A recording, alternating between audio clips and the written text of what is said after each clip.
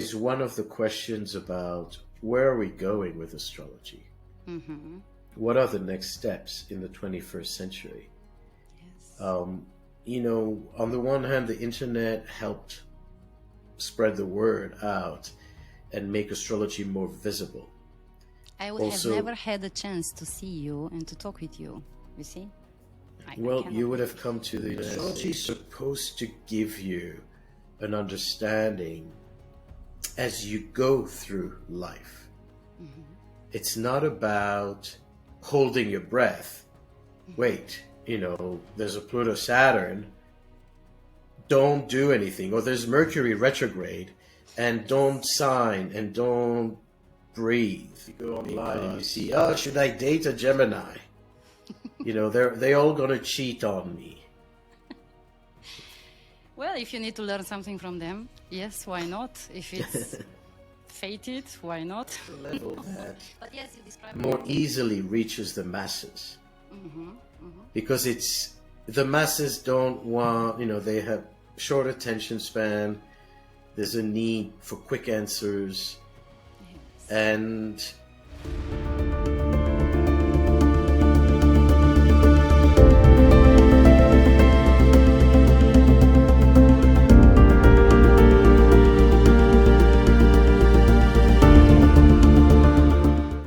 hello or good day. I don't know when people will see us. And I just feel the need to announce that this is the first time in my life and I'm doing an interview in English with a professional astrologer. And I consider you are one of the best of them. And really, I'm so impressed by your books and your work and everything. And I'm overwhelmed now, especially because of the English language. And thank you very much because you had time for this. thank you so much. It's important for us Yes. to also have the opportunity to speak about the stars. Absolutely. We love that. Thank you for taking a break from your busy program and for being today with me, with us. How do you do? How do you feel today? How are you? Overall good, but it is a busy time. Yes. September Yes, it is. is everything comes together. Mm-hmm. But here we are. Yes. And I invite you we're excited.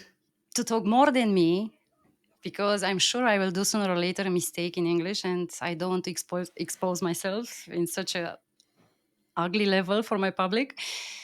You, um, Maurice, you changed your life through the study of astrology, and you improved the way how we practice astrology nowadays, I would say, not only through your books, about which we will be talking later, I hope, but also through your interviews, YouTube videos, conferences, etc., etc., etc. You were for a long time the president of Organization for Professional Astrology, and now you are a vice president of this organization. I hope I'm very well informed. Can you tell us a few words about what this organization does all over the world for astrology? Yes, thank you. The organization is called O.P.A, Mm-hmm. O.P.A, and it stands for Organization for Professional Astrology. So the name sounds as though it's only for professionals, but Yes. that's not the case. The name professional is to keep the standards of practice on professional level. So we are open to students, beginners, as well as professionals. As today astrology is gaining more exposure, it's important to centralize everything and to be able to also provide some standards so that it is used properly. So the organization basically provides educational programs which are, not committal on the long term. You don't need to start a course for 2 years or 3 years. You can just join occasional lectures. So many some of the best speakers of astrology online from anywhere in the world. And of course, we have what we call consulting skill program and what we call a peer group program. So consulting skills is about teaching astrologers not only how to analyze a chart, but how to communicate, Hmm. how to deliver the information in a way that is helpful and not harmful. This is so important. Yes. Because we see many, many people who come from very, famous astrologers and have been, you know, I would say having not very good experiences Hmm. because it's one thing to know and it's another thing to deliver. Yes, absolutely. Another program that really one of the important programs today is astronomy for astrologers Wow. because many astrologers learn from the computer and they learn to look at chart but they Hmm. forgot how to actually look at the sky. So, interesting combination of different things. And so And we you, also are yes, operating, in different countries, that's what I try to wanted to do ask you. Yes. try Where? to do as many translation as Hmm. possible, but it's slower. Hmm. We hope Why? to expand on that. It's it's a time and budget issue Mm. mostly. Yes, yes. So we're working with many people, in Scandinavia, in Hmm. Turkey, in Greece, Latin countries, and we have wonderful people who are Hmm. very committed. But it's huge. I mean, it's a big production. Yes, and I think it's fantastic what you are doing, and I wonder if you are open for such a future mm, baby station in our country too, or. Absolutely, it would be. Yeah, I mean, that's if there's interest, if people Mhm. are really feeling it's important for them, we're there. We have some young astrologers who are just in the beginning, and actually, one of them is very well prepared in evolutionary astrology. But I have a list of some questions, so be patient with me. We Sure. will arrive on that point too. Does astrology choose you, or do you choose to become an astrologer? Who do you believe now in this moment of your life? Well, this is my experience, Hmm. and I can only share that as authentically as possible. But I don't know if it's the same story for everyone. But yeah, I would say astrology did choose me in the sense that I did not plan to become an astrologer. And it's very, in a way, funny how things developed. I started when I was relatively young, during my nodes return when I was about 18, 19. Hmm.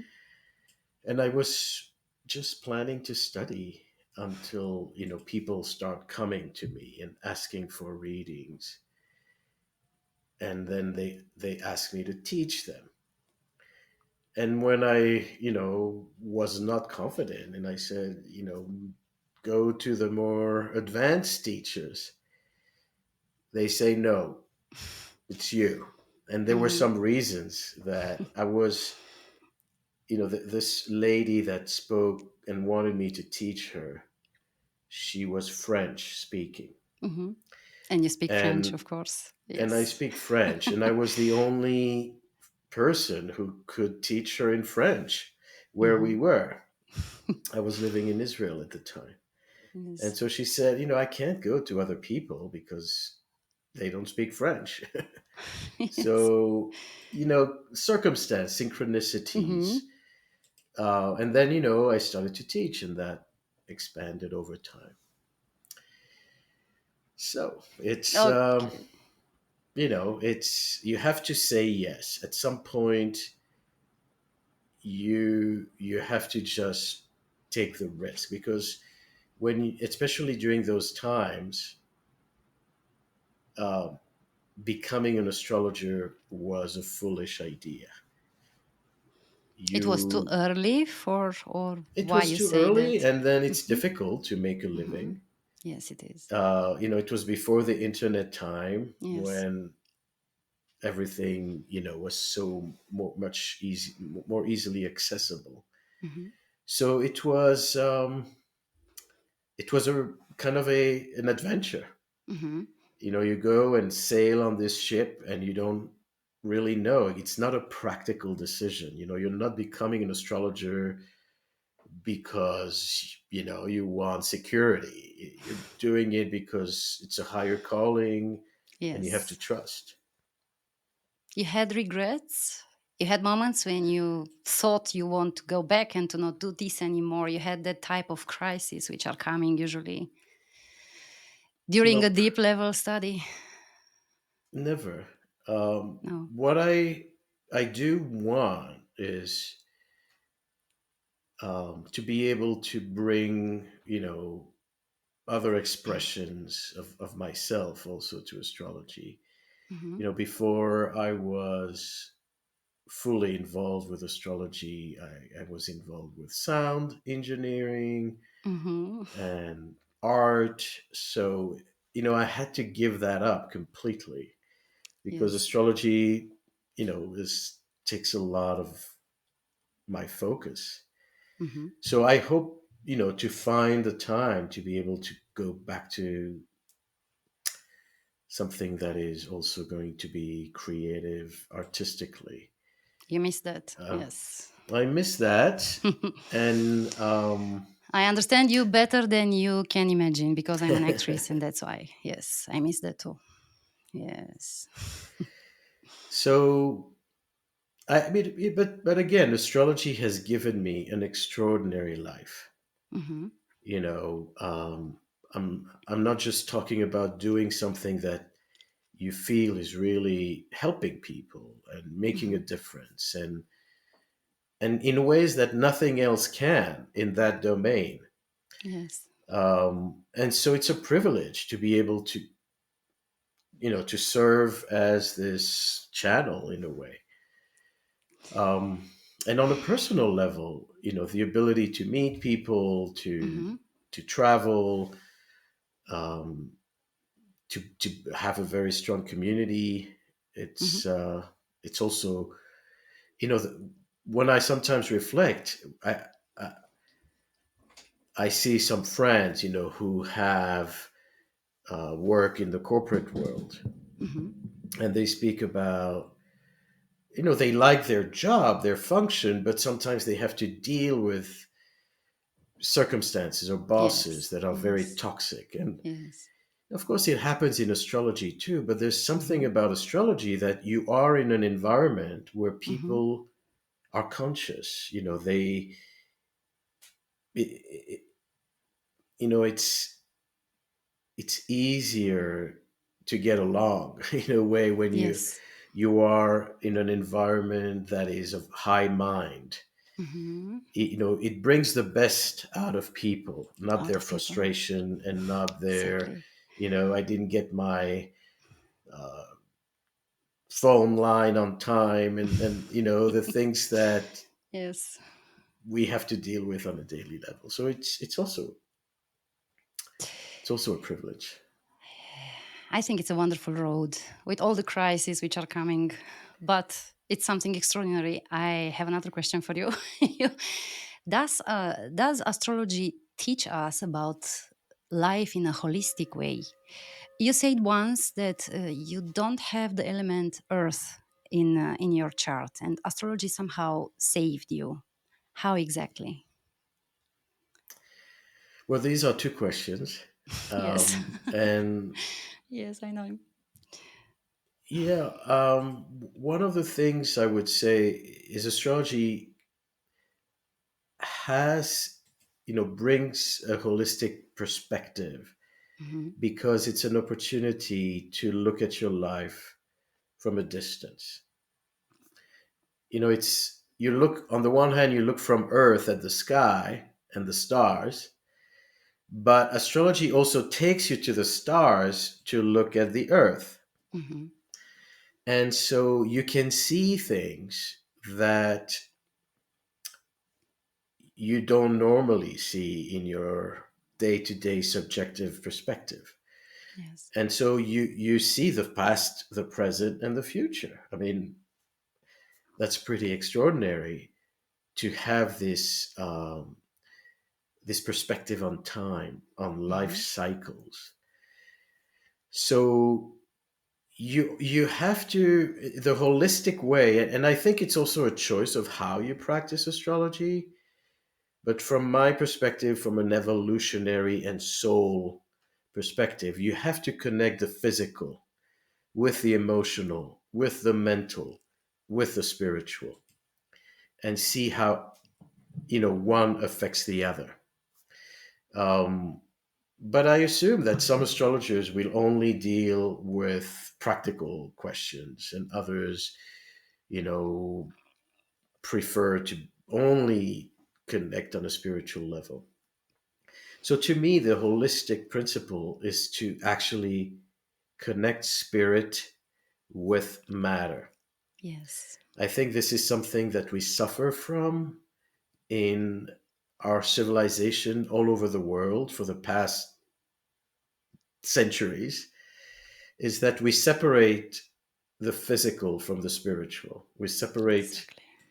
matter from spirit. And that's why you have people who are only materialistic Yes. or people who are only spiritual. Mm-hmm.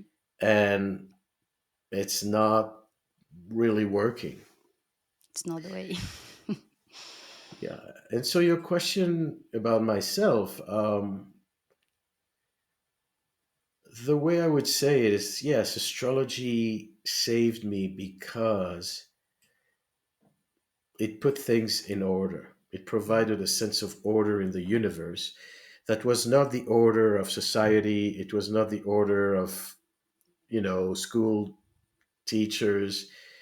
It was a spiritual order, but it made sense on a day to day level. So again, it's a spiritual order that helps me understand how to take care of myself, how to pay my bills, and how to take risks in life. So the order that was existing on a day to day level, on a conventional level, was Mm-hmm. something that I could not find myself in. So I was always confused as a teenager and as a young child. I was just confused and I was trying to make things work. I was trying to be the way, Mm-hmm. the system asked me to be. Yes. And it didn't work. And I felt really, that was the struggle, the mental struggle. Mm-hmm. So when astrology revealed itself, it provided that additional perspective and it provided that sense of order that helped me bring, connect with my true self in a way, with the deeper meanings and sense of identity. Some of us choose to work with those house systems that best put our chart in the most favorable light, in our eyes, at least, I would say. How far can we escape the difficult lessons of our destiny? I would dare to ask if this were possible. This question is also linked the another important question: do we have free will in our destiny? Yeah, very important questions. And I agree that, if we speak about house systems in particular, to me, it's like looking at an object in the Mm-hmm. center of a courtroom, and there are many windows around it. So each house system provides you an angle, a perspective on that same object, but you look at it from a different angle. Mm-hmm. And so it's not that it's wrong, but it's just an angle. It has its limitation, and it has maybe you can see something with that house system that you cannot see with another, but the other will provide another layer of something. So the light changes. If you do some photography, you know that if you move Yes. a little bit, Yes. everything Hmm. looks very different. And so, Exactly. what is right? It's a matter of actually using maybe all house systems and being able to have that flexibility. So instead of saying, this is my chart and this is not, try to understand what is the mechanism of each house system. Hmm. So, I do use, a particular house system more frequently because I feel that it gives me the perspective, the angle I need for the whole soul development. Which one is I it? use Coke, Hmm. um, sometimes Porphyry, Hmm. but yeah. So these are quadrant house system.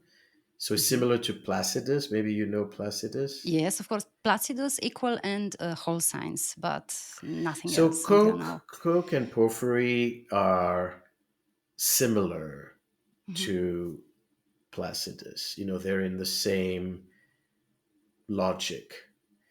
And to me, it's important to preserve the ascendant Hmm. because it does divide, the upper sky from the lower sky. But there's a lot of beauty in the symmetry Hmm. of whole sign Yes. because it brings an understanding that houses and signs, have parallels. There's a dialogue.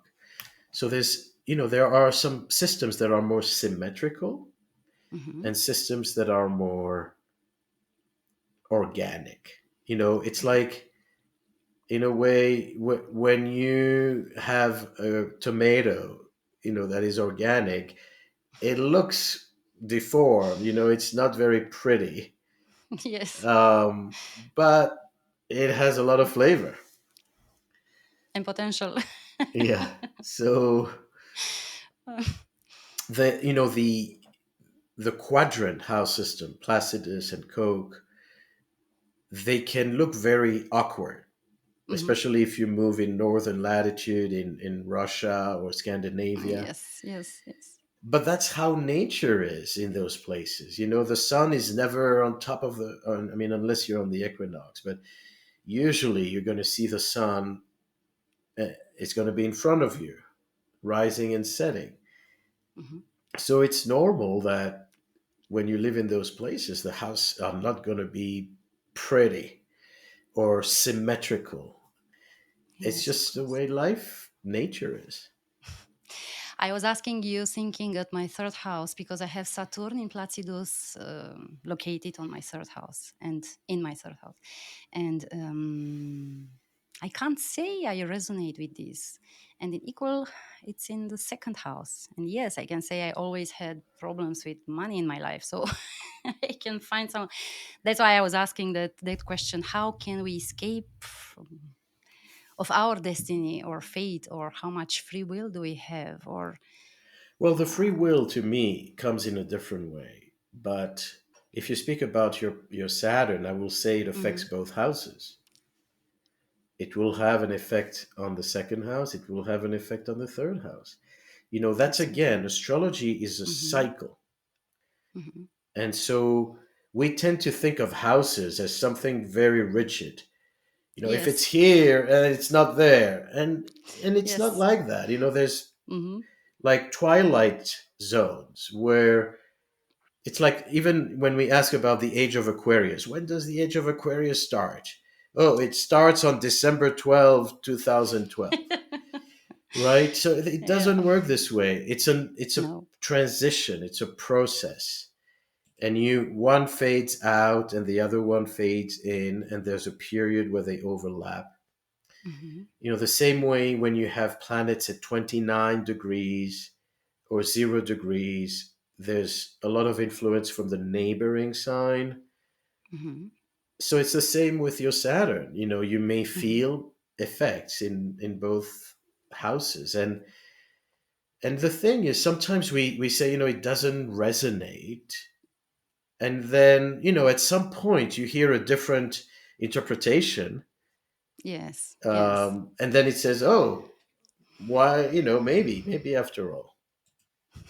That's So that's my take, is to understand mhm. How the free will it's working in. Yes. it's basically, it's understanding that nature Mm-hmm. is much more gray zone. It's Yeah. not so neatly organized. And as astrologers, we want a certain order. Mm-hmm. So when we say maybe it's here, maybe it's there. And I will tell you another thing. Most people don't really have an exact time of birth. Mm-hmm. The main majority. Yes. Whether it's the hospital records, whether it's the parents' memory, it's an approximate. Mm-hmm. There are even debates. What is the right time? Is it when you cut the cord? Is it when the baby screams? And I will Yes. tell you, it's all of that. So maybe Mm-hmm. the ascendant and the time of birth is not just a second. Maybe it's actually a whole minute or 2 minutes. Um, it takes a baby about at least 7 years to really land in their body. Mm-hmm. So Mm-hmm. it takes time for them to integrate and to be born. So we sometimes become too rigid with, I Yes. see Yeah. some rectification of someone born at 12:52 and 35 seconds. I think that's that's not the way Possible. nature No. works. Exactly. Yes. When you describe this, I think at my daughter because she's born. I can say in the last. I don't know if minutes, probably minutes, maybe 1 hour. She's born at the 29 degree with the sun in Taurus. So, and it was a decision of how we say Caesarean, how we say in Kaiserschnitt in Caesarean. German language. Yes, it was a long story. I will tell you, but not here.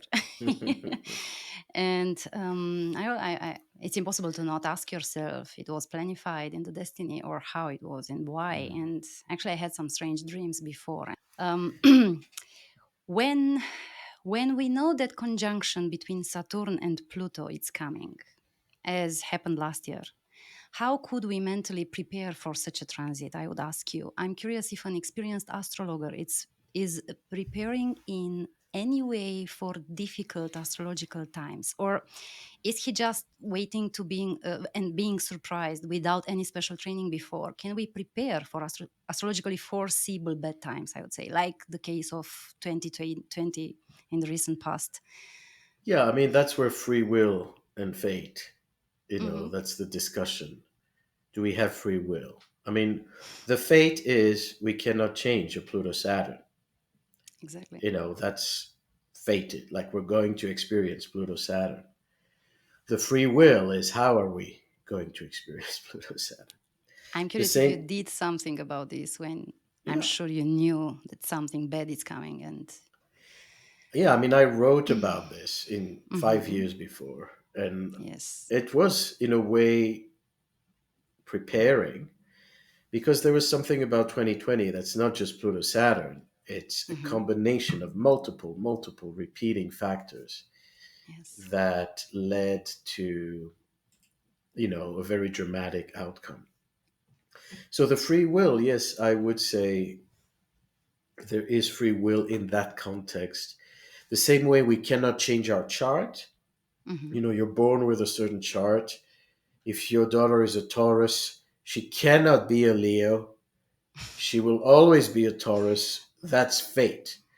But what kind of Taurus she's, within the spectrum of Taurus, there are choices. Mm-hmm. So the same thing within the spectrum of the Pluto-Saturn, we had choices. You know, in my own personal life, I did not book travel until June 2020. Hmm. So I knew, and there was a big conference in India that, was very, very interesting to attend. And I looked at this transit and I said, it's going, whatever is happening, You I felt in feel danger. like I don't want to be in a mess. Yeah. And I want to also just take care of myself. Mm-hmm. And so I basically, didn't think it would last so long. But I said, I'm going to reemerge, and I'm going to work online for the Mm-hmm. first few months of the year. When I think about the United States and the fact that the government, Yeah. dismantled the pandemic response um, just a year or two before this, I think shows us how astrology could have helped. Mm-hmm. If politicians, if people in position of authority and power had proper guidance, they would, um, they would react more quickly. Yes. There would be more, it wouldn't come as a shock or surprise. Now you're going It to was a say, shock. Mm-hmm. some people will say, that it's all planned and Yes. they That's knew the what was danger when they are not happening, prepared. Yes. etc. Yes. So I don't know. I'm just talking from what I do know. And beyond the Pluto Saturn, I think that any astrological cycle, um, if you know that there is extreme tension and that it's a volatile climate, maybe you're not going to push the trigger so Mm-hmm. quickly. Maybe now is difficult, but in a month there will be a time for negotiation. So there is some, it's like the weather. Mm-hmm. Is it helpful to have a weather forecast? You know that winter is coming, you know that spring will come after winter, and you don't know exactly how much snow is going to fall, and you don't know exactly the details, but you can be prepared to some degree to face certain challenges and to also deal with a certain energy, because it's Mm-hmm. not even about difficult or easy, it's about what kind of energy is now. Yes, exactly. So I, just to a last note on that, it is basically about um it's being in alignment. It's about listening to the universe, having a Mhm. dialogue with the universe, and then you can be more supported. Absolutely. I would say for the Germans, for the people around me, it's very important to have, I can't say everything planified in detail, but sometimes yes. And this is a little too much in extreme for me because I'm coming from completely another reality. I was born in the mountains, between the mountains, and I had this contact with the land and with the animals and with the mystery of life. And I look like an alien for them sometimes because I have my level of intuition and I can't explain how it's working. And yes, I understand everything what you described. Well, and I agree with that, and that to me, is one of the questions about where are we going with astrology.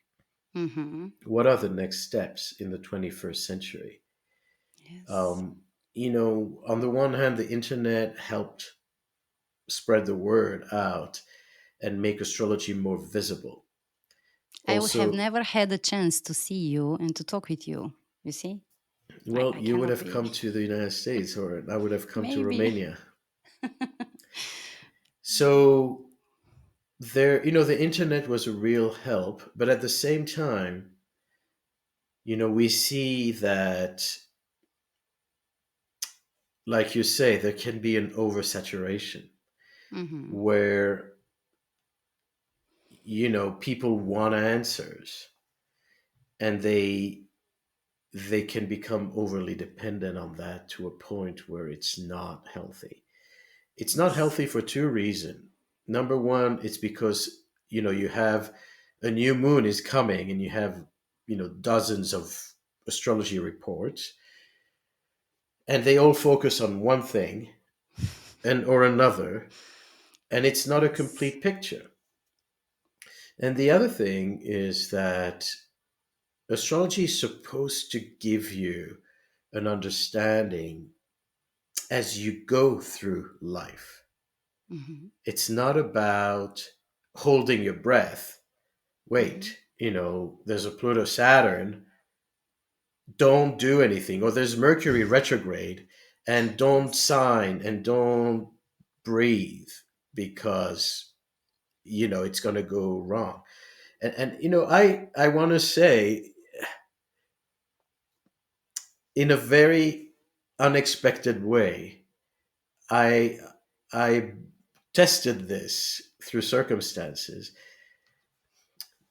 Twice I ended up buying a car Hmm. when Mercury was retrograding, which is like, you don't just don't buy, but you don't buy a car. It's all Exactly. Mercury stuff.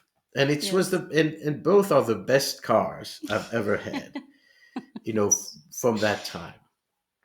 So I realized that, yes, sometimes during this cycle, things can be disrupted. Hmm. But if you understand the nature of Mercury retrograde, you also understand that we have to go beyond the fear and the preconceptions. There's Yes. a lot of prejudice in astrology. Absolutely. You go online and you see, oh, should I date a Gemini? They all gonna cheat on me. Well, if you need to learn something from them, yes, why not? If it's fated, why not? No. But yes, you describe a very superficial level, absolutely.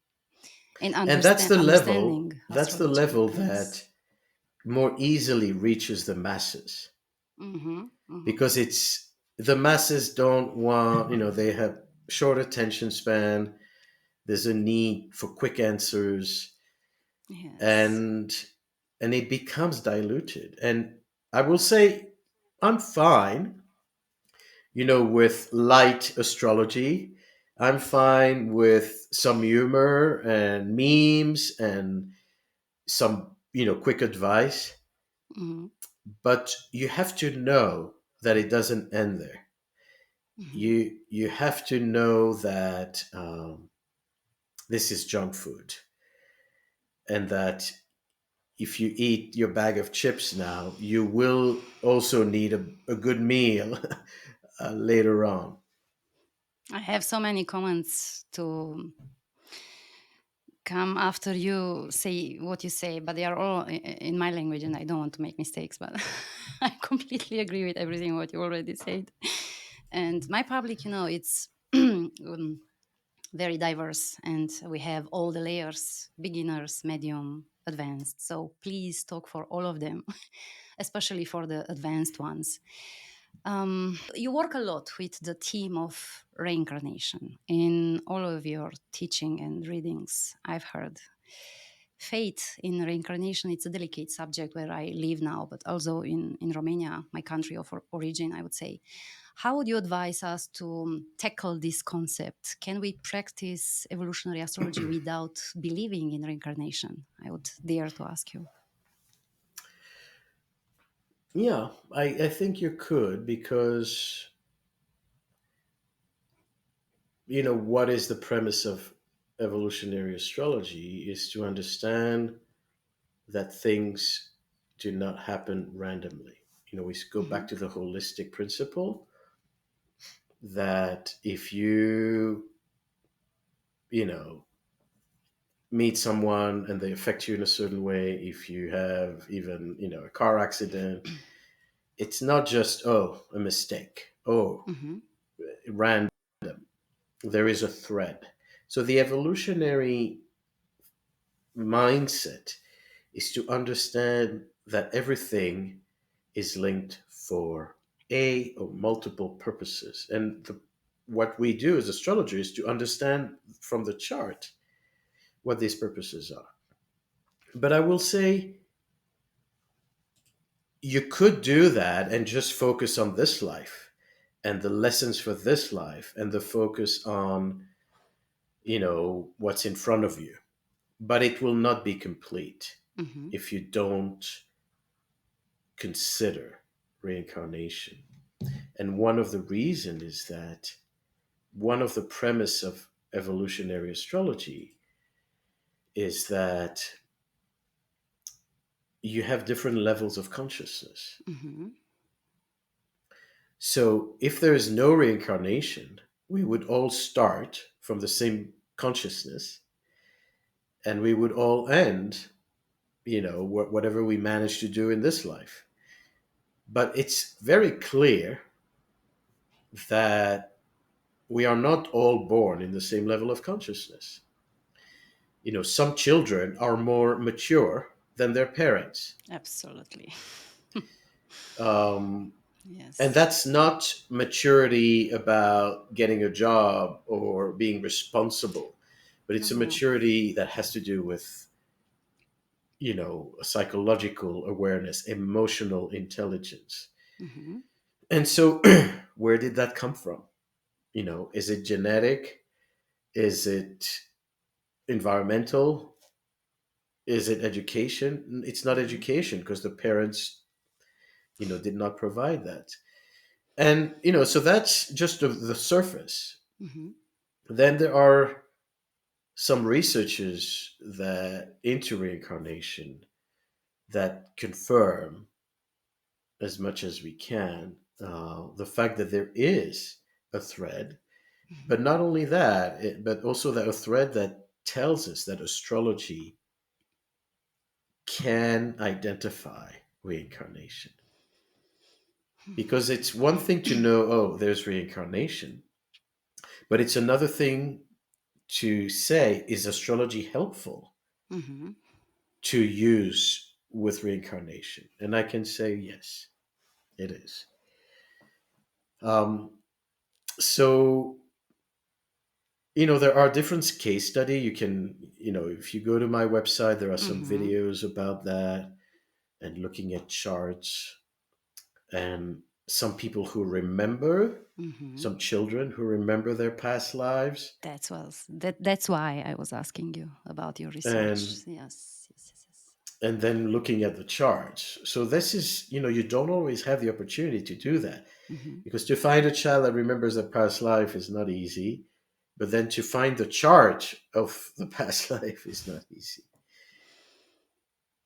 But yeah, I can say it's fascinating and it provides a very deep perspective on Mhm. these, Mhm. very large life cycles. So I will say, if you use evolutionary astrology and you don't involve reincarnation, you can do it up to a certain point. You will reach some kind of wall Mhm. and a dead end, but you're going to have a lot of good things too. I forgot to breathe. I'm just watching you and hearing you. And why you chose evolutionary astrology?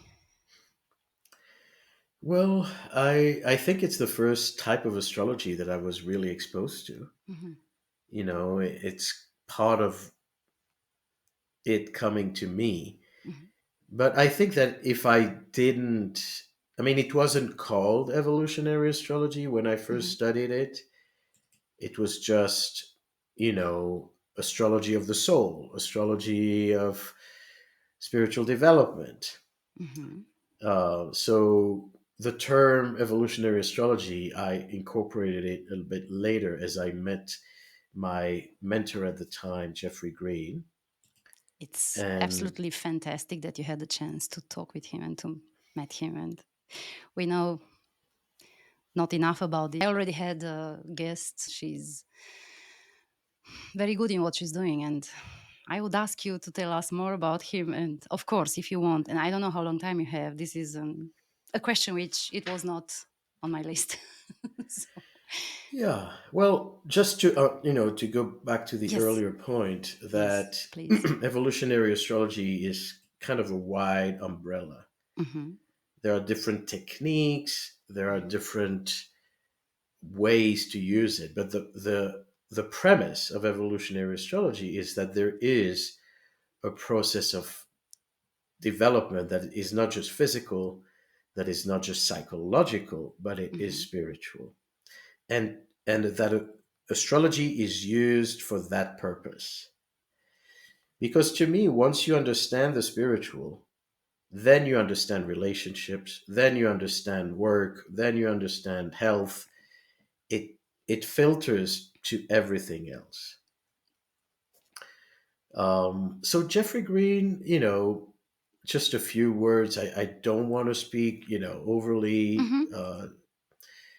Mm-hmm. just because it's his private life. Yes, of course. But my experience with him, I met him in the early 90s, and it was a very deep, you know, a very deep and transformative connection. I And, can imagine. Yes.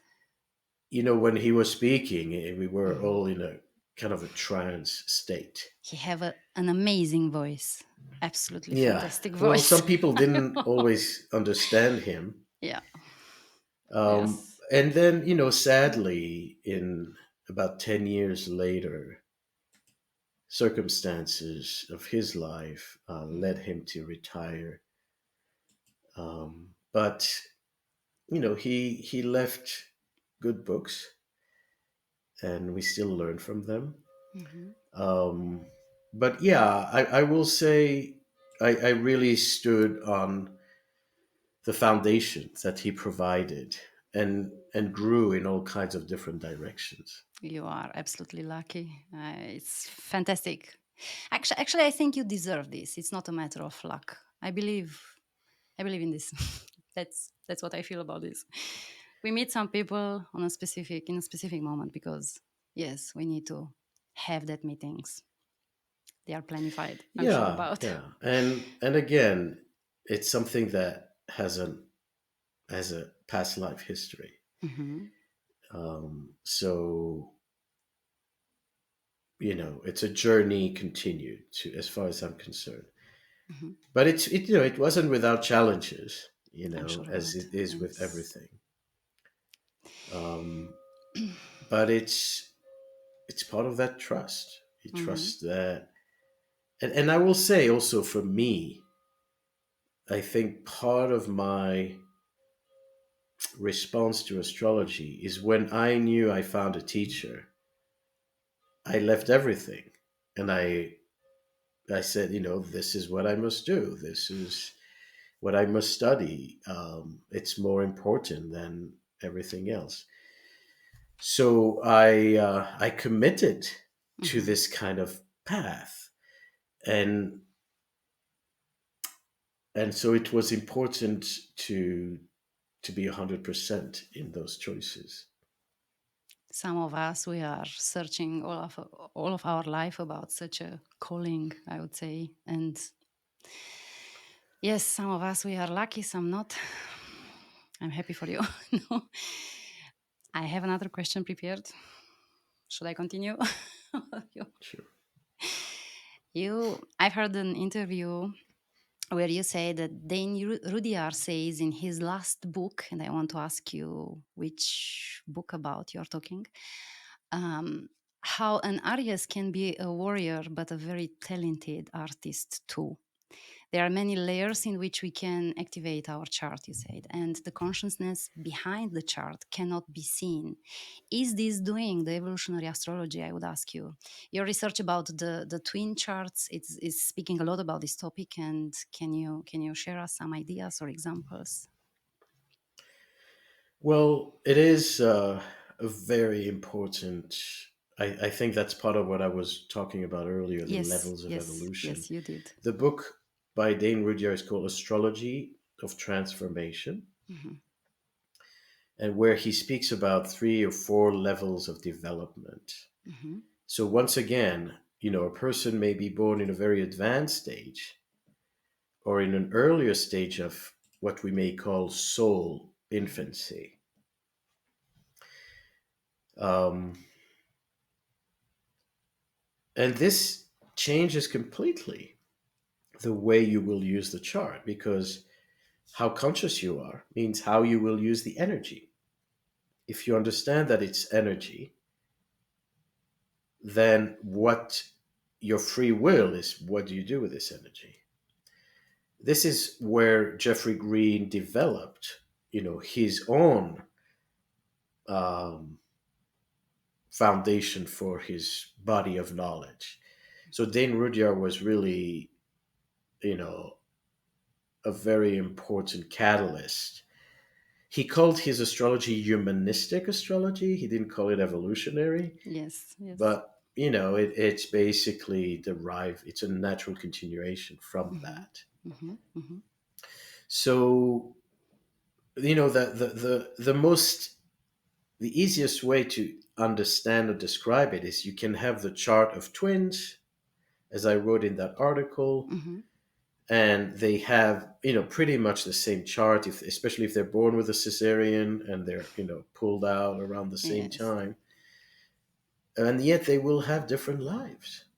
They will have different value system because they are two different souls.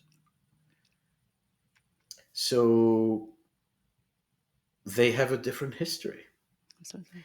Now there's a question like, so why were they born as twins, and why were they born at the same time, and what's the deal with that?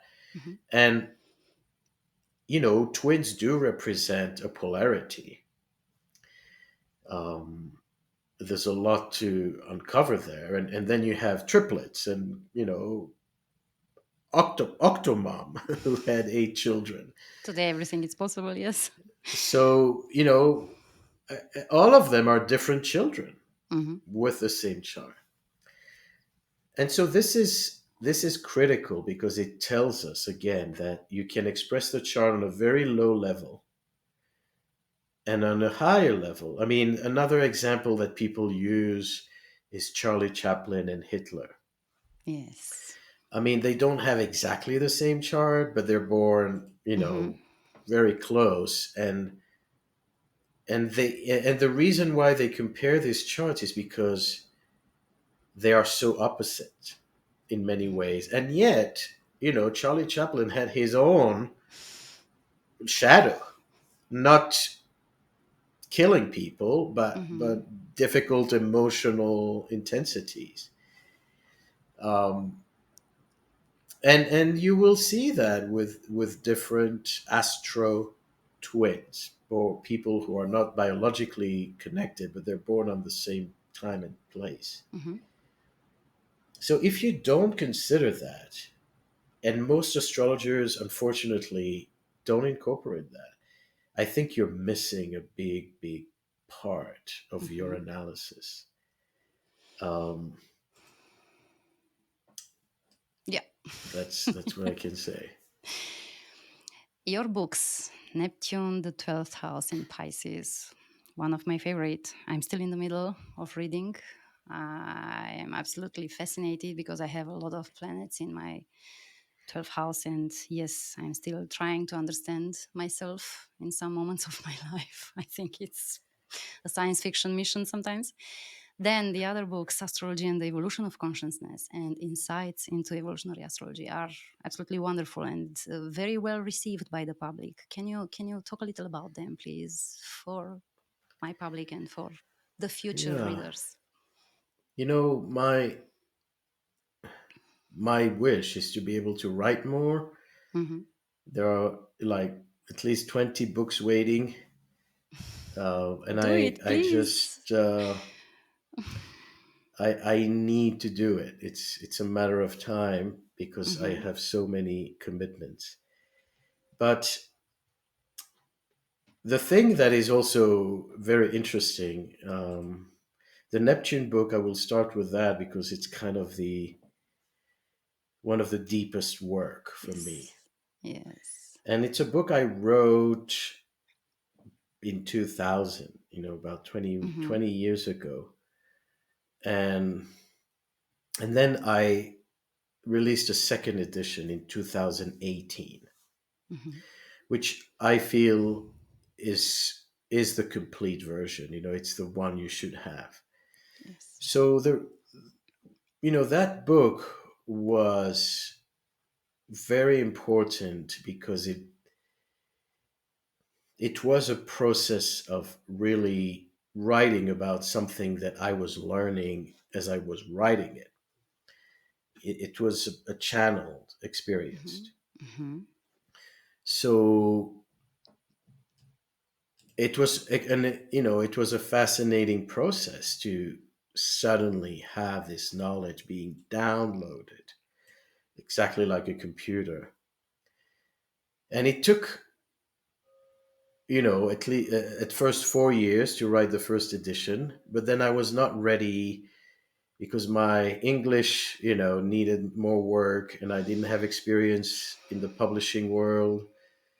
It's a very important book because besides the astrology of what Neptune means and what it's doing in one house or another, it really goes very deep into the seed of human experience and the Mm-hmm. experience with suffering.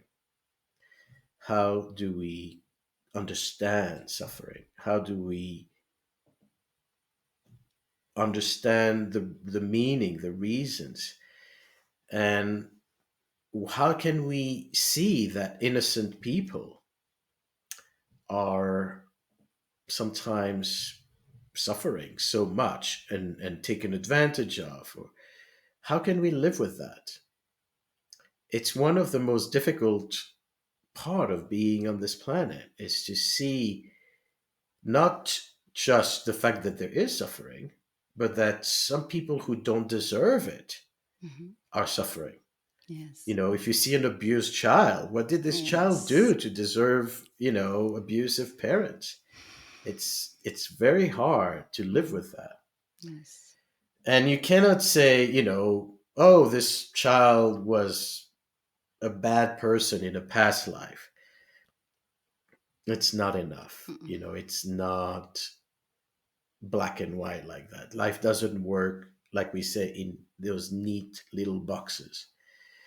So the Neptune material, understanding its correlation with Pisces and with the 12th house, brought a deep spiritual understanding.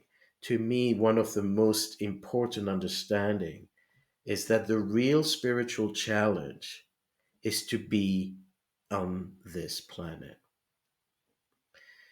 And it's to be in the physical world. Most spiritual traditions will speak about the need to transcend, Mm-hmm. to be not attached, um, to rise above the pain and the experiences. Whether it's all our religions speak about that. Jesus tell you will doesn't matter how much you suffer here, you will be rewarded in the afterlife. And the Mm-hmm. Buddhists say don't be attached. Non-attachment is The the key. pleasure principle and all of that is what causes suffering. And there's a lot of truth in that. But the other truth is, why are we here? Why do we have an ego? Who gave us an ego? The premise of this book is when I hear spiritual teachings that say, the ego is an obstacle to your growth, I say I agree if you misuse it. But it's the hardest thing to have an ego. Absolutely. Because when you have an ego, it means you have to make decisions. Mm-hmm. It means you have to take responsibility. Mm-hmm. It means you have to face your own ignorance. You have to pay so much when you make mistakes. Take that ego from me, and go to the afterlife. That's easy. Yes, agree completely. So Yes. to me, it's a little bit about reversing the wheel here and realizing that we all would rather not be in this body and be free spirits and be, in a more elevated, higher frequency, unconditional love, Yes. realm. Mm-hmm. But then why are we here? So I hope, you say you're going through it. I hope it's accessible. I hope it's It something that is. people can It use. Yes, it's fantastic written, and well, I have some ideas here noted, but I now it came another question. You were aware of your skills in downloading information. You said something about, and What do you now I'm mean I was curious. aware? Um, Even if I personally flirt with the idea of writing, and I did have a book published many, many years ago, I could not refer to myself as a writer. And I'm curious how you started writing books and if you were aware of your skills in downloading information. You said it was a special. I was not aware before it happened. Like I didn't Mm-hmm, know. I didn't prepare for that. mm-hmm, I didn't plan to write the book. The way it happened is I was usually, when I was speaking and teaching workshops, I was more spontaneous mm-hmm, because I knew what I was talking about and I was just, go to the class and share what I know. mm-hmm. But then there was this Neptune workshop that I scheduled, and I decided to take notes and organize myself. Be more earth. Mm-hmm, Get some mm-hmm. earth in the Yes, process. And yes. what ended up happening is that I started writing and writing and writing and writing, and what I was writing was something I didn't know. Mm-hmm. Wow. So I was learning, and then I was writing something, and then I was checking charts. Does this really work? Let's see all Yes. these cases that I have, if it applies. And so it was a process like this of Mm-hmm. realizing things and then being able to verify it, to test it. And that's why I wanted to take longer also to keep exploring that. And Mm-hmm. I released a second edition once Mm-hmm. I had even more meat, not Yes. just ideas, not just context. And at first, I thought I was, I'm going to release this book. It's amazing, and wow, people are going to love it. And then, astrologers didn't care less about my book. Oh my God. You had high expectations I about. mean, I was just so so amazed Mhm. by what was coming through and how important and Yes. accurate and how helpful. It's like someone, discovers some kind of radio wave that can make people talk at distances. Mm-hmm, mm-hmm, mm-hmm. But then it takes a long time for you to make a case and to Absolutely. actually gain credibility. Mm-hmm. Um, and so some people, really got it, and they really took in the ideas. But then other people thought I was crazy because you know it's the Mm, mythology of Neptune is not like that, and you cannot compare signs with houses. Pisces yes. is not related to the 12th house.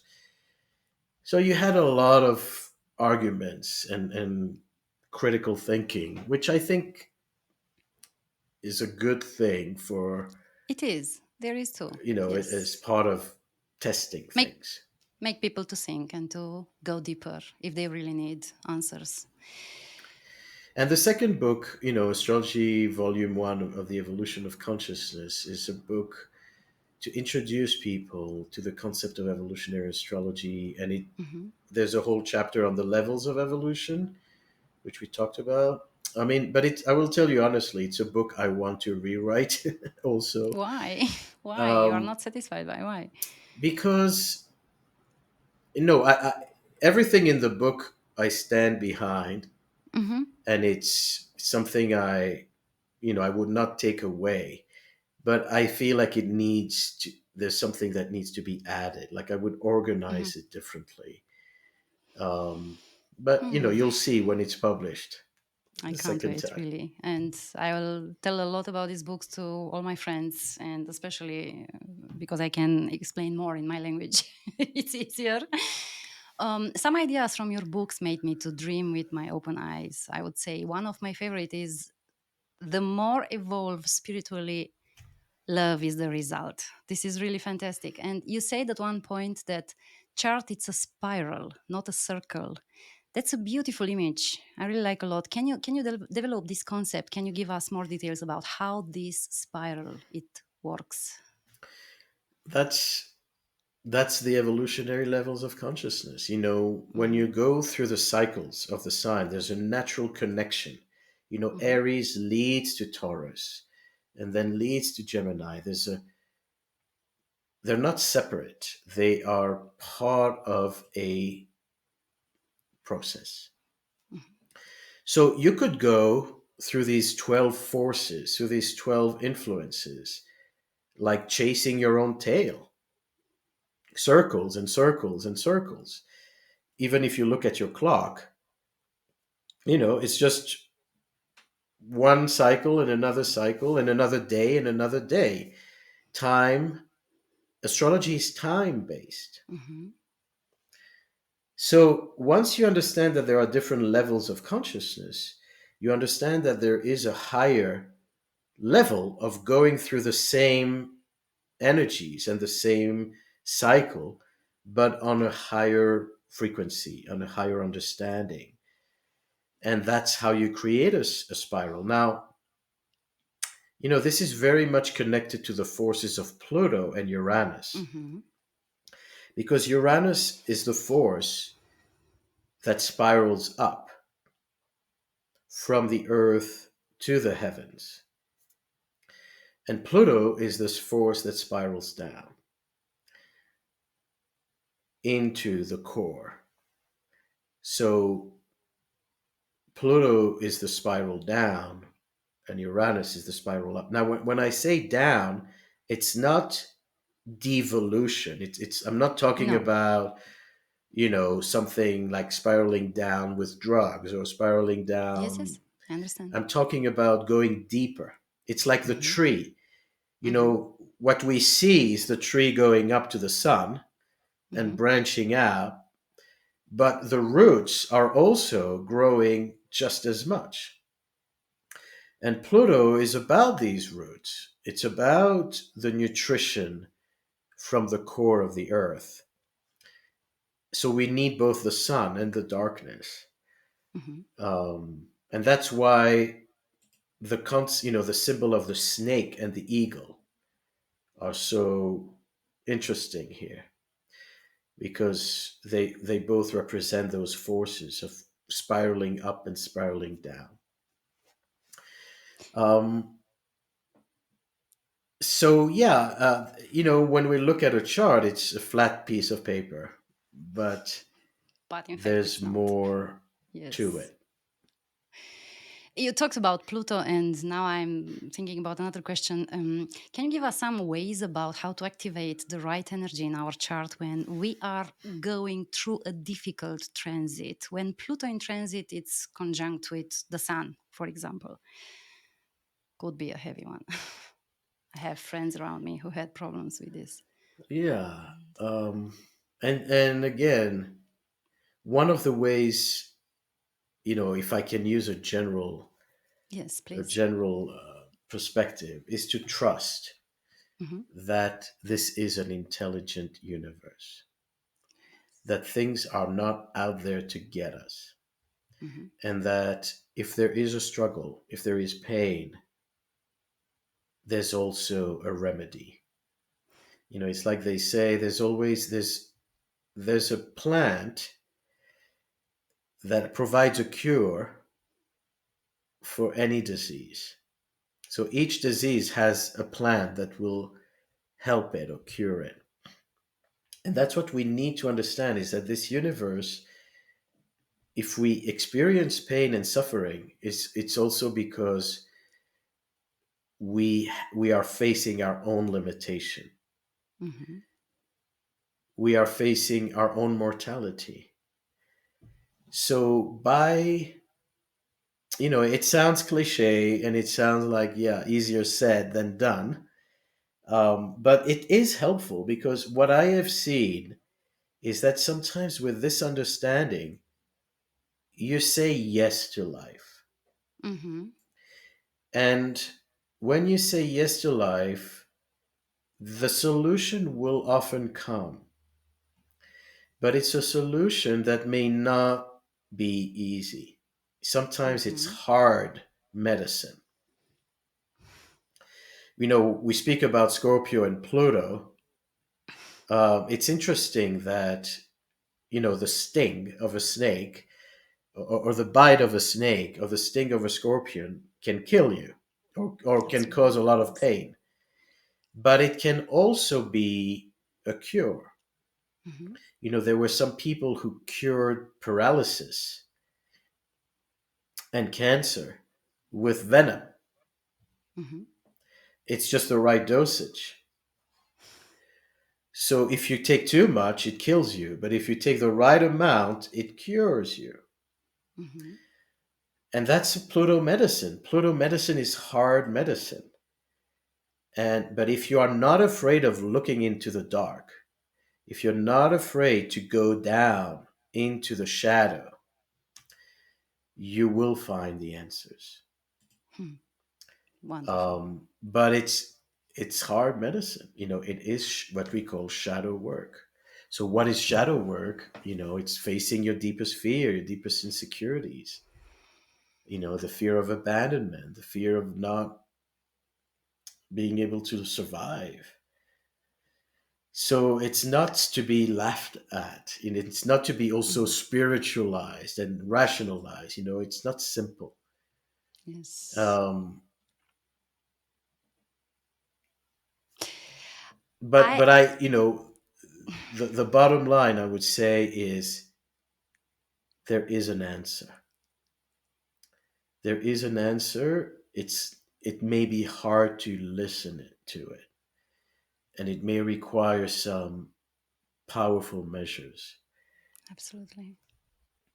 Oh, you have a retreat in Hawaii, and I understood from your interviews that amazing experiences are happening there. As a sound engineer, you combine music and astrology in the events you organize there. So your work there with the heart and the mind. And can you tell us more about how would you describe a heart-centered experience? Well, I'm not in Hawaii anymore. Just for the record, I moved to Arizona. Hmm. I'm in a very, very, it's a very beautiful place, and it's also a very sacred place, Hmm. but very different from Hawaii. Hmm. What is so special about Hawaii, especially the Big Island, because there are different islands, and the Big Island is the newest one. Maurice, this is for the public or it's not for the public? Yeah, what you say now will stay. Yes? sure. Okay. Okay. Continue, please. So the big island is where the volcano is. Mhm. And it's an active volcano, so it is periodically discharging lava.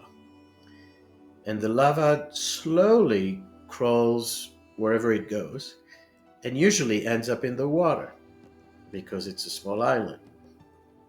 So, first of all, it's a very interesting geological experience because you see that when the lava touches the water, it becomes earth.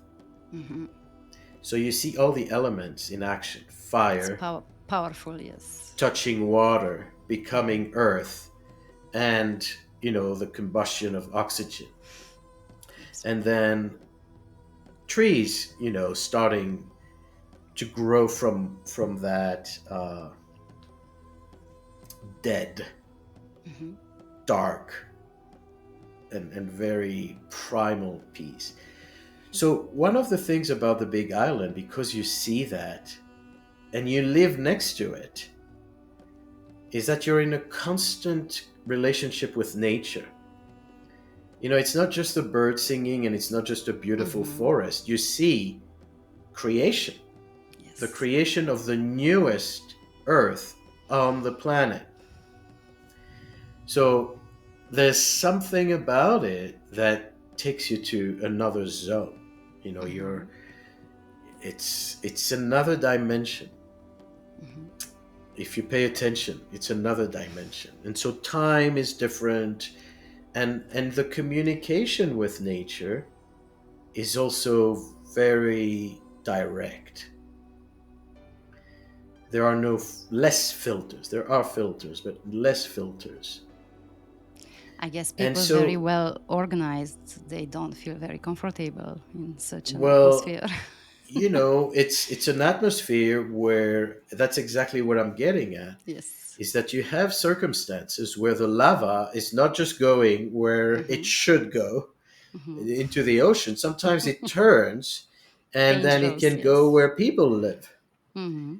And we had, you know, um, a scare where the lava was coming very slowly to Yeah. town, and Mhm. everybody had the time to prepare, to pack and leave. It wasn't like, overnight, like an earthquake Yes, or yes. an Mhm. explosion.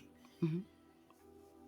And what happened during that time, and also another time in the 80s when there was a sudden explosion, is that people, especially the native Hawaiian, Mhm.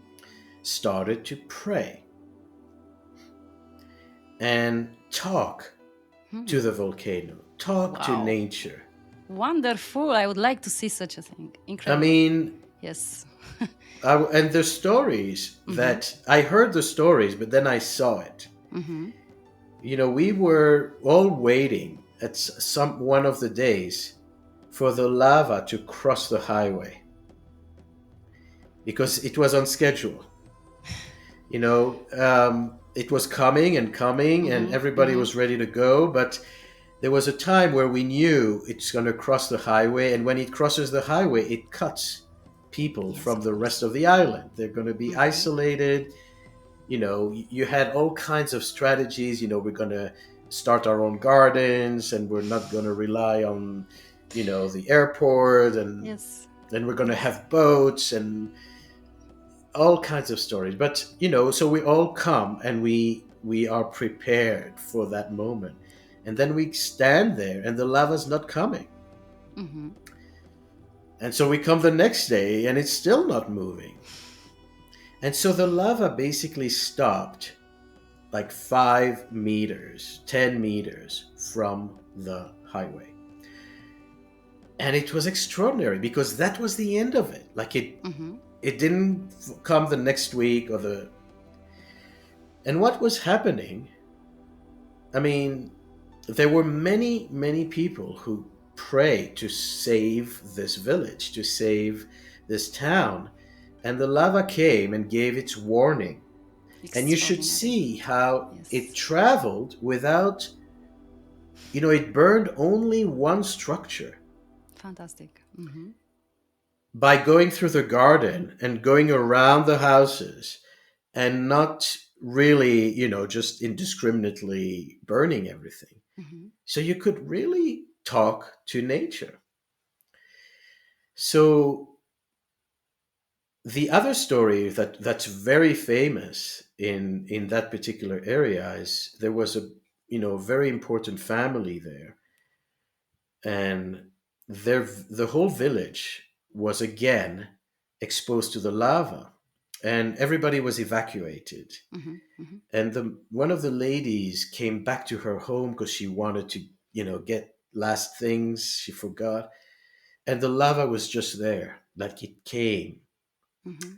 And she was, the house was about to go down, and maybe herself as well, and she basically got down on her knees and prayed to Fantastic. Pele, the Hmm. goddess, Hmm. and the lava just stopped Fantastic. and went around the house and spared hers. Fantastic. And her house is the only one that survived Still the intact. whole Hmm. explosion.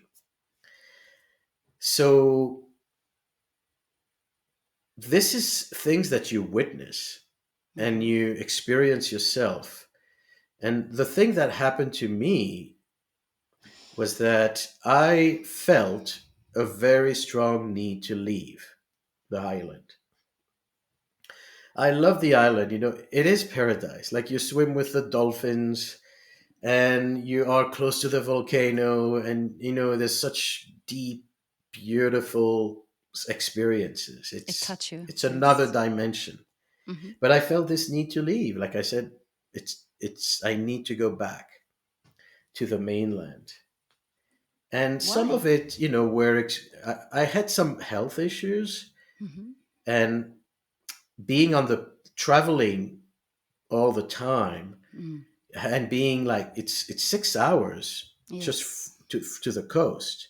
Yes. So being on the plane for so long, when you travel 5 times a year to Yes. go, to Africa and to Europe and to Asia, it basically added a lot of flight time that I It's a felt huge effort. Yes. was becoming very difficult. It's fantastic what what you just described, because we have similar stories at home with I'm my sure. grandparents, and people call this type of experiences miracles, but on the reality, it's just a communication with these energies, and I believe they are alive. So yes, my people So what thought when I happened yes. in that context, continuing on that, Hmm. is that I felt the need to leave, and I left and came to Arizona. Hmm. And before I left, I had this swim with dolphins. And I said, do I need to leave? I asked them, do I need to Hmm. leave? And they would not let me go. And I was sick. I had Lyme disease. Oh. So I couldn't go very deep down because it affected my Hmm. brain. Hmm. But they wouldn't let me go. And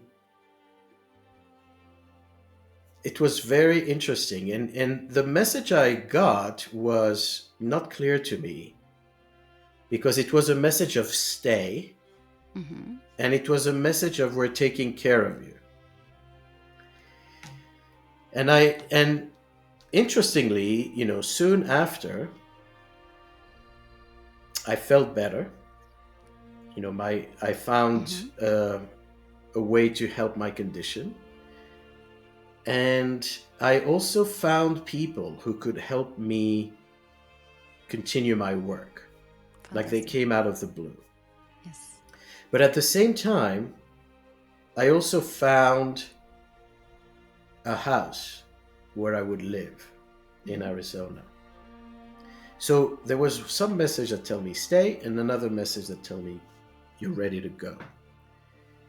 And so when I eventually decided to leave about 6 7 months later, and it's hard to leave because it's such a special place.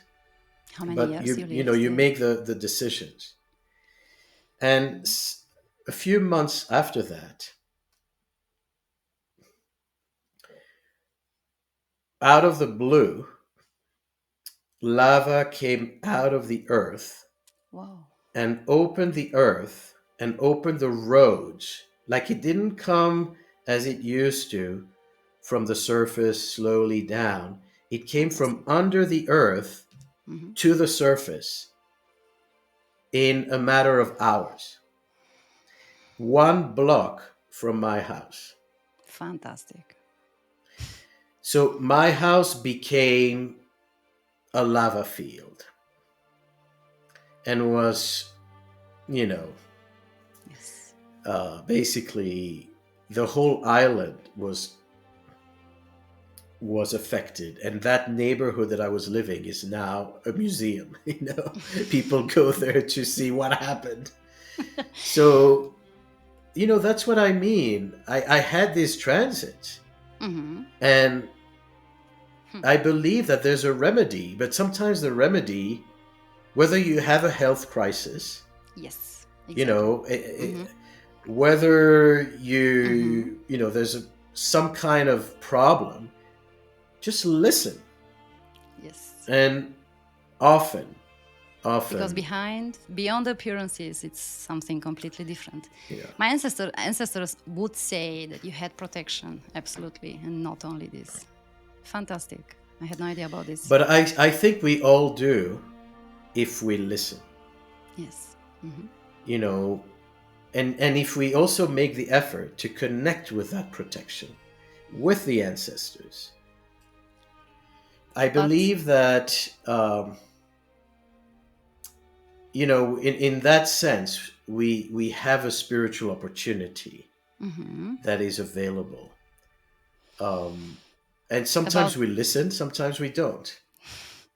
spiritual education, it's something that it's rarely practiced in every family, and especially if you live in a pragmatic society. Does astrology replace this lacking, or how to say? What do you believe about?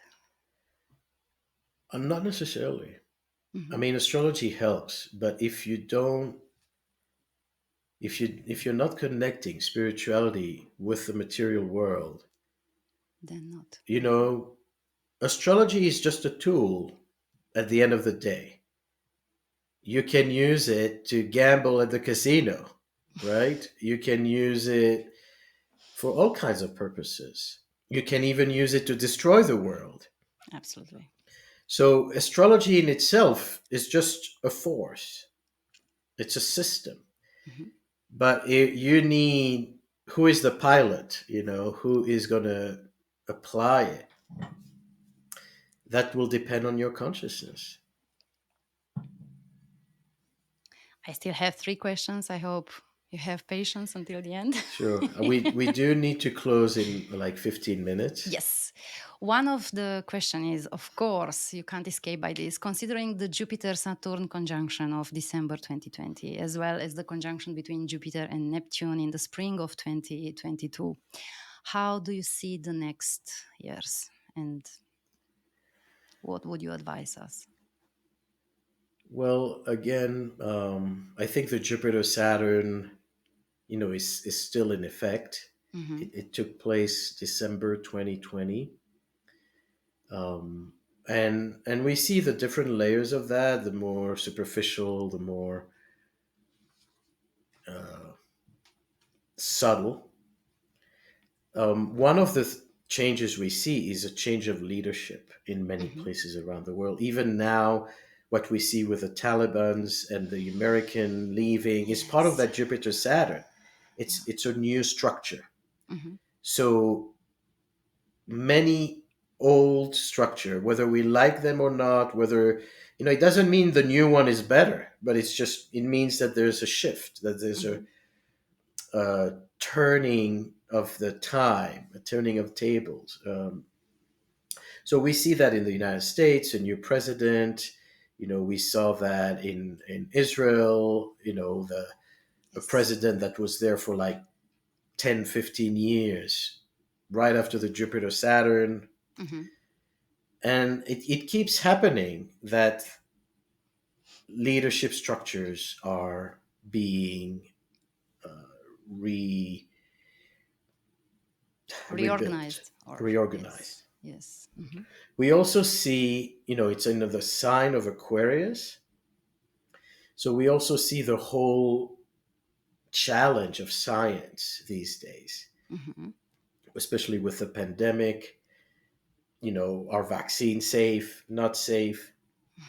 It's very Jupiter in Aquarius, Jupiter Saturn.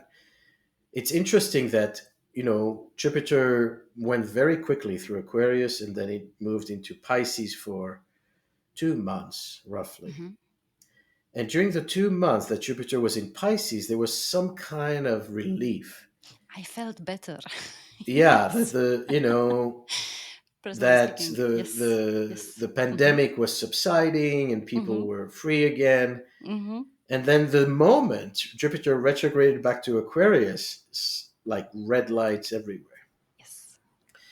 And to me, it has to do with this need to re-examine science, because Aquarius is related to science, Mm-hmm. the right use of science, and as well as the right understanding of the limitations of science. Mm-hmm.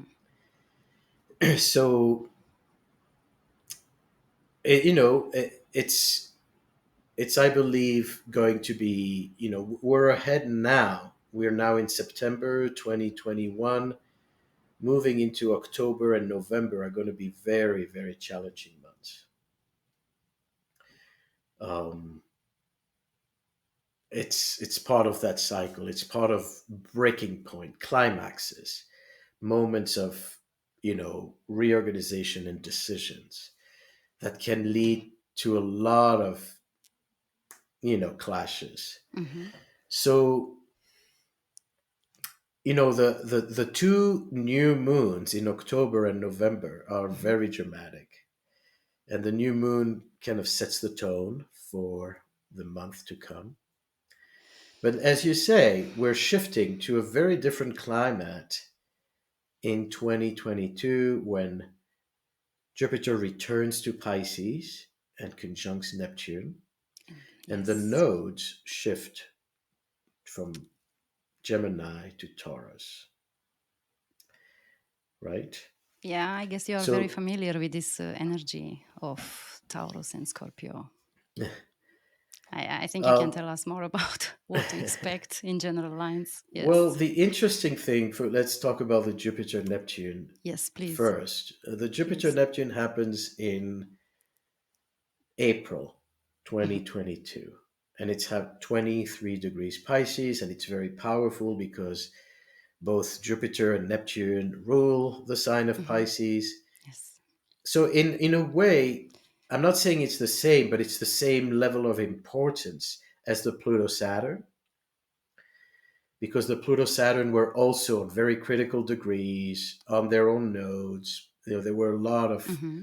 amplifying factors. And the same happened with this Jupiter Neptune, that it has larger proportion. It's not just another conjunction, it's going to be a critical one. And, Neptune Jupiter is both madness and ecstasy at the same time. Both these planets, and in the sign of Pisces, are not earth bound. Mm-hmm. So there's nothing about these planets that relates to the material world. So it provides that high,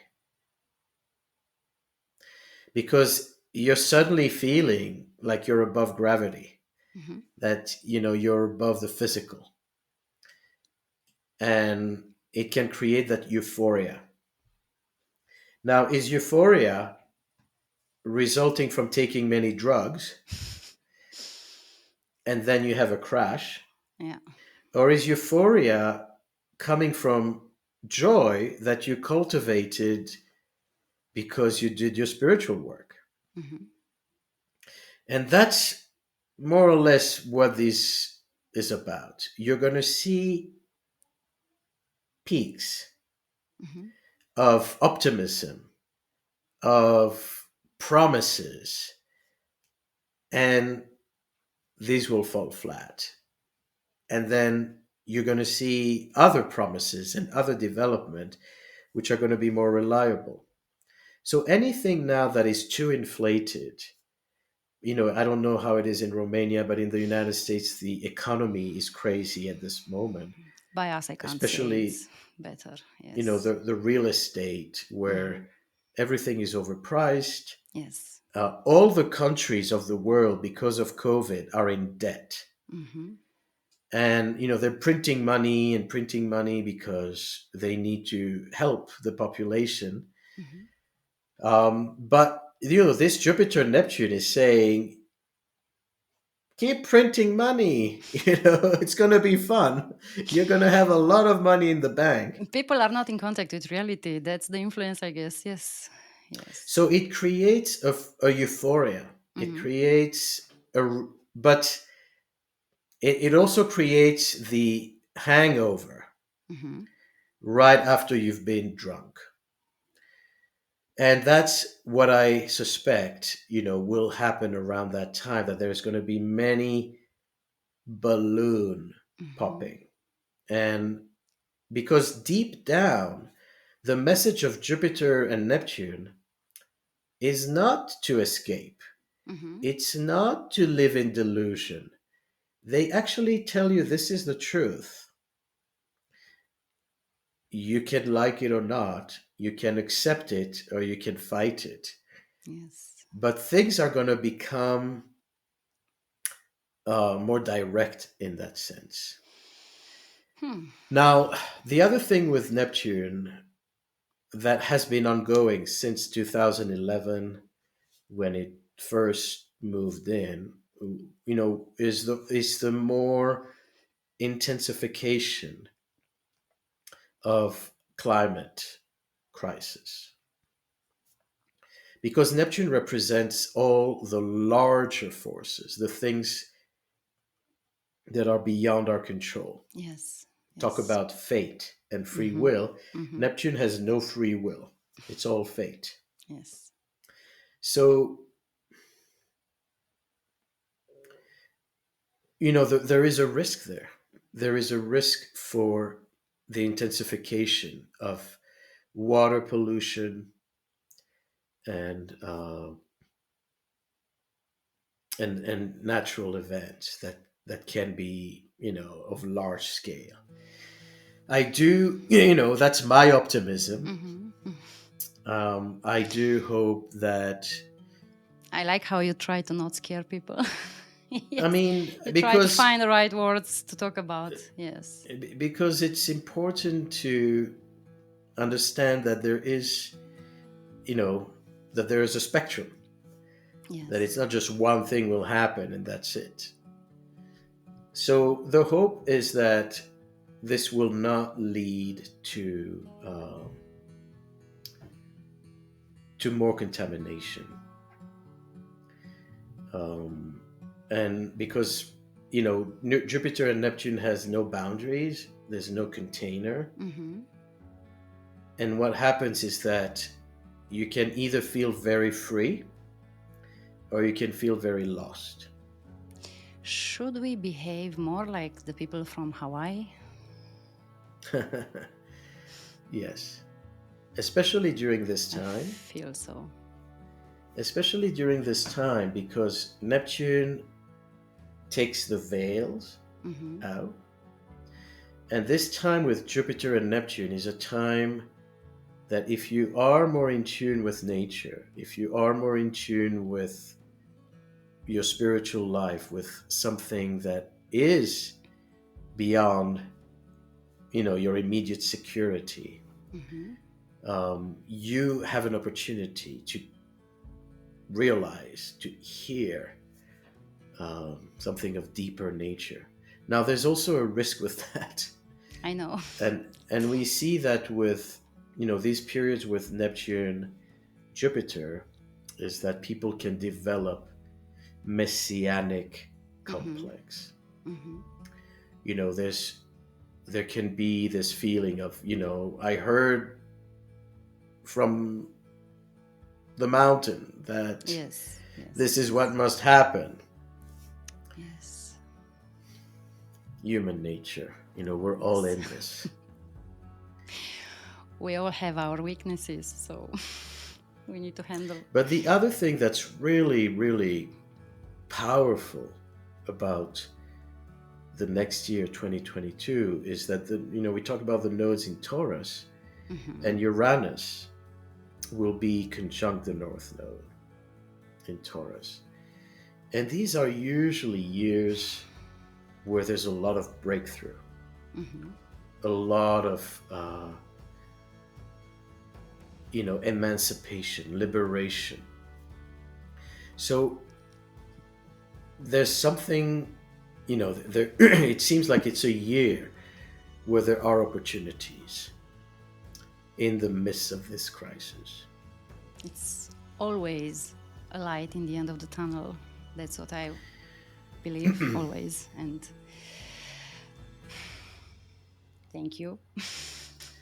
Thank you. Thank you so much for your time and for Thank your you really opportunity. from the bottom of my heart for this incredible meeting. And I wish you good health and positive results in everything you do. And promise me we will meet again. I know you have a very crowded and program, but maybe you will visit us once in Romania. Who knows?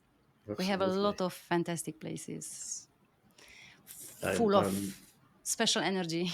And I am absolutely aware of that. I have Mhm, not been to Romania, but you should. Who I knows? heard a lot of good things about it. Thank you. Thank you. All Thank the you. Thank best you. to you and to all our listeners, in health and in spiritual development.